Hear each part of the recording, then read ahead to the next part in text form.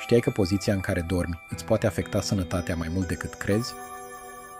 Mulți dintre noi dormim în poziții greșite, fără să realizăm că acest lucru poate duce la dureri de spate, probleme cu digestia și chiar dificultăți de respirație.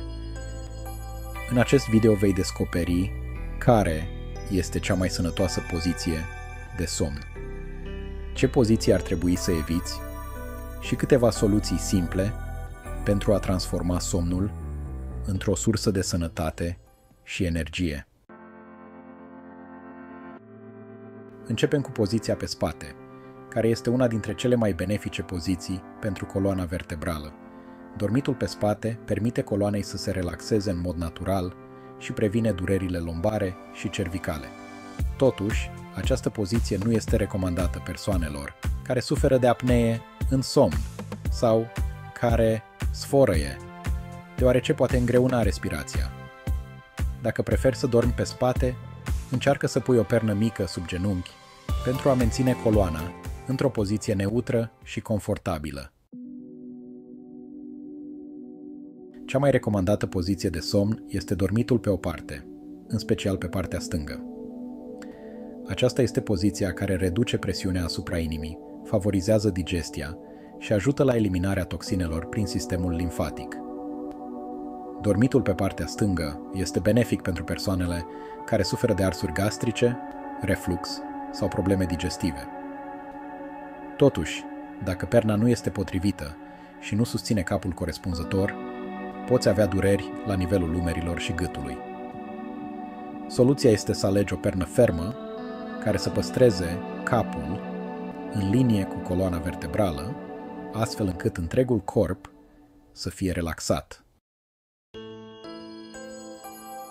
Pe de altă parte, dormitul pe burtă este considerat cea mai dăunătoare poziție. Deși poate părea confortabilă pentru unii, această poziție pune presiune asupra coloanei și forțează gâtul să stea într-o poziție nefirească. Pe termen lung, acest obicei poate duce la dureri lombare și rigiditate musculară.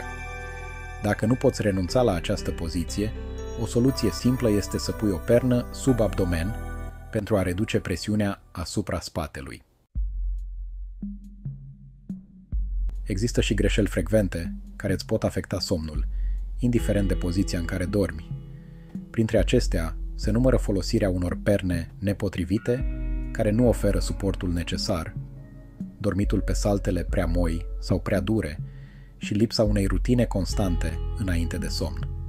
Micile ajustări, cum ar fi alegerea unei perne care susține capul și gâtul corect, sau folosirea unei saltele ergonomice, pot face o diferență enormă în calitatea somnului tău.